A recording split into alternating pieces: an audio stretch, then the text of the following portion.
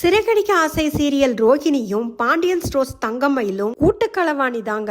சிறகடிக்க ஆசை சீரியல்ல ரோஹிணி ஏற்கனவே கல்யாணம் ஆகி குழந்தை இருக்கிற விஷயத்த மறைச்சு ரெண்டாவதா மனோஜை கல்யாணம் பண்ணிருப்பாங்க. அந்த உண்மை வீட்டுக்கு தெரிய வரும்போது மனோஜை கழுத்தை பிடிச்சு வெளியில தள்ளிடுவாரு ரோஹிணிய. விஜயாவும் ரோஹிணிய வீட்டை விட்டு வெளியில போக சொல்லிருவாங்க. தங்குறதுக்கு இடம் இல்லாம தவிக்கிற ரோஹிணிக்கு அவங்க ஃப்ரெண்ட்ஸ் கூட அவங்கள கைவிட்டதும் சீரியல் வில்லி சிந்தாமணி தான் அவங்களுக்கு அடைக்கலம் கொடுக்கறாங்க.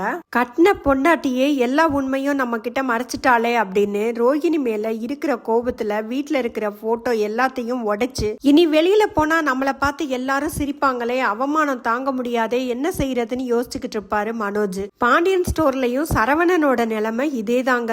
என்ன தங்கமயிலுக்கு குழந்தை இல்ல, குழந்தை விஷயத்திலையும் தங்கமயிலு பொய் சொல்லிட்டாங்க. தங்கமயிலு அவங்க அம்மா பேச்ச கேட்டு ஆடினதுனால இன்னைக்கு டைவர்ஸ் ஆகுற நிலைமைக்கு அவங்களோட வாழ்க்கை வந்து நிக்குது. ஆனா சிறகடிக்க ஆசை சீரியல் ரோஹிணி விஷயத்துல அவங்க அம்மா பேச்ச கேட்காததுனால ரோஹிணியோட வாழ்க்கை டைவர்ஸ் ஆகுற நிலைமைக்கு வந்துருச்சு. ரோஹிணியோட மாமியார் விஜயா அடங்கா பிடாரினா தங்கமயிலோட மாமியார் கோமதி அப்ராணி. சிறகடிக்க ஆசை சீரியல் ரோஹிணியோட மாமனார் ரொம்ப ரொம்ப நல்லவரு. ஆனா அதை விட பாண்டியன் ஸ்டோர்ஸ்ல தங்கமயிலோட மாமனார் பாண்டியன் ரொம்ப ரொம்ப ரொம்ப ரொம்ப ரொம்ப நல்லவரு. சிறகடிக்க ஆசை சீரியலையும் பாண்டியன் ஸ்டோர்ஸ் சீரியலையும் சேர்த்து மகா சங்கமம் பண்ணினாங்கன்னா தங்கமயிலுக்கும் ரோஹிணிக்காகவுமே 2 சீரியலும் மகா சங்கமமா ஓடும்.